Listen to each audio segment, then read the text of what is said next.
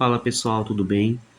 Nesse vídeo eu vou resolver aqui alguns exercícios e revendo algumas propriedades básicas de matemática que muitas vezes as pessoas apenas esquecem a importância delas.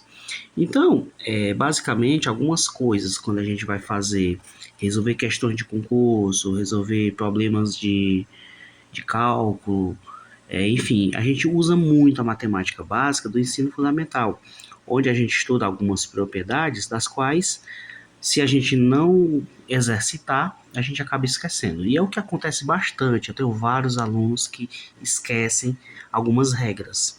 Então, eu vou destacar aqui nesse vídeo esse exercício, e tenho mais dois que eu vou colocar aqui na sequência, e que a gente tem que pensar no seguinte. Observe aqui, ó. Eu tenho 81 elevado a 0,5 menos 1 meio elevado a menos 3. Bom, eu tenho aqui uma expressão numérica, né? A gente tem aqui uma potência com expoente decimal e a outra aqui um número racional elevado ao expoente negativo. O que é que a gente tem que fazer quando a gente lida com essas situações, quando a gente encontra situações desse tipo?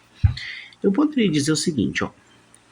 Esse 0,5, você concorda comigo que é a mesma coisa que o meio? Concordo, né? São o mesmo número, só que um na forma decimal e outro na forma fracionária. Então, eu vou reescrever 81 elevado a 1 meio, certo? E aí, menos esse expoente negativo, o que é que eu tenho que fazer quando eu vejo ele? Bom, quando eu tenho um número elevado a um expoente negativo, o que é que eu faço? Eu coloco a inversa, né? Coloco 1 sobre a base, né, elevada ao expoente positivo. Isso aqui é coisa básica também da potência. Então, aqui é a mesma coisa que a gente vai fazer. Eu posso muito bem inverter aqui a fração, trazendo um 2 para cima e um 1 para baixo. E aí o expoente 3, menos 3, né, vai ficar positivo. Então, isso vai ficar 2 sobre 1, sendo que esse sobre 1 não preciso colocar, né? E o 3 fica positivo, certo? Então, feito isso, eu tenho que entender agora, quando eu tenho uma fração no expoente, eu posso transformar isso em uma raiz. Ou seja, a raiz de 81, onde na raiz o denominador aqui ele vem para o índice e o numerador vira um expoente, né? E aí aqui virou uma raiz quadrada de 81, sendo que esse 1 aqui eu não preciso colocar, né? E nem esse 2, porque o índice 2, quando a raiz aqui é sem nenhum número no índice, é porque ele é um 2, certo?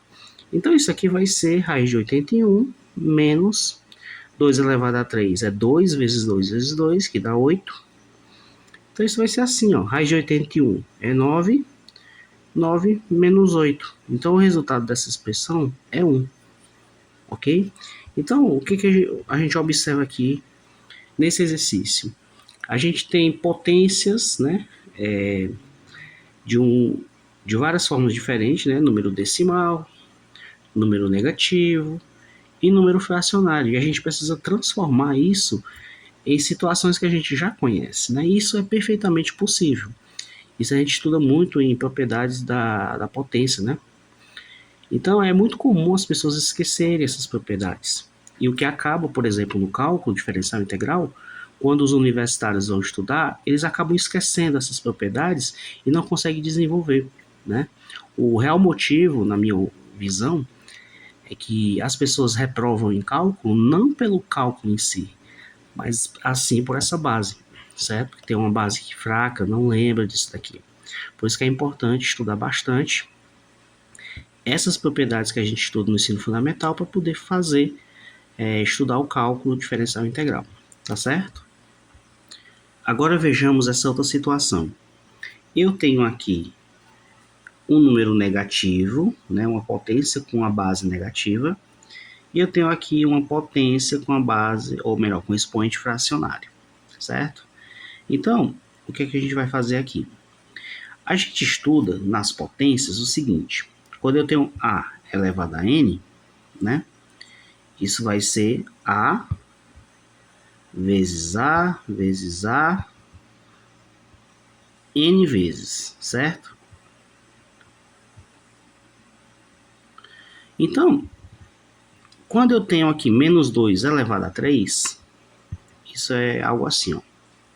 Menos 2 vezes menos 2 vezes menos 2. Como se trata aqui de multiplicação, a gente precisa fazer jogo de sinal, né?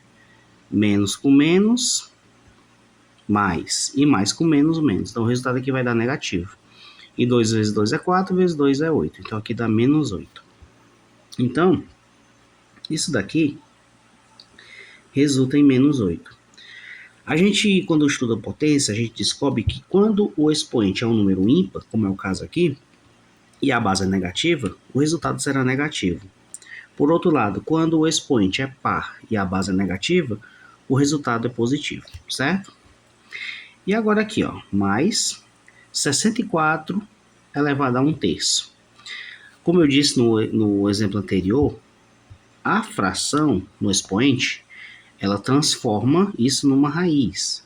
Então isso fica assim, isso fica raiz de 64, e aí no expoente do 64 vai o numerador, ou seja, 1, e no índice da raiz vai o denominador, ou seja, 3. Então aqui eu tenho raiz cúbica de 64, né? Então, resolvendo essa raiz cúbica, isso vai ser assim, ó. Deixa eu dar uma apagada aqui. Raiz cúbica de 64. Eu vou fatorar o 64 em fatores primos e a gente vai descobrir qual que é a raiz cúbica dele. Então, 64 eu consigo dividir para 2, né? Que vai dar 32. Que eu consigo dividir para 2, que dá 16. Dividir para 2, que vai dar 8. Para 2 vai dar 4. Para 2 vai dar 2 e para 2 vai dar 1. Então, como se trata de raiz cúbica, eu vou agrupar aqui esses termos da seguinte forma. Eu agrupo assim, 2 ao cubo, né? E aqui, 2 ao cubo. Como é raiz cúbica, né? Tudo isso aqui dentro da raiz, o expoente 3, ele vai sumir. Então vai ficar apenas 2 vezes 2, né? Que resulta em 4. Então a raiz cúbica de 64 é nada mais nada menos do que 4. Então isso aqui fica menos 8 mais raiz cúbica de 64 é 4. E aqui outra coisa que muitas pessoas confundem. Eu tenho menos 8 e eu tenho mais 4. Muitos alunos meus, diante de uma situação dessa, fazem um jogo de sinal. Menos com mais, menos. Contudo, não é para fazer isso, né? Apesar de que o resultado aqui vai ser negativo, mas não é para fazer assim. Por quê? Porque quando eu tenho uma subtração ou uma adição, eu não faço o jogo de sinal. O que eu tenho que pensar é o seguinte, a regra em geral é essa, os sinais diferentes eu vou subtrair e conservar o sinal do maior, ou seja, isso vai dar menos 4. Só que, para um bom entendimento de alguns alunos, eu costumo dizer o seguinte, se você está devendo R$ 8 ao seu amigo, né, você está com saldo negativo, mas aí você pagou R$ 4 dessa dívida, você vai continuar devendo ainda? Com certeza, né? Porque você só pagou 4. Então você vai continuar devendo, sinalzinho negativo aqui, vai ficar devendo 4, né? Que você pagou 8, pagou 4 de uma dívida de 8, você vai ficar devendo R$ 4, certo? Eu costumo usar esse exemplo de dívidas para os alunos, eles entendem muito bem, porque faz parte do cotidiano, né? A questão de dívidas, tá certo? Então que o resultado dessa expressão é exatamente menos 4, ok? Agora vamos para este exemplo, que também nos traz algumas propriedades de potência, tá? E que muitas vezes as pessoas confundem, tá bom?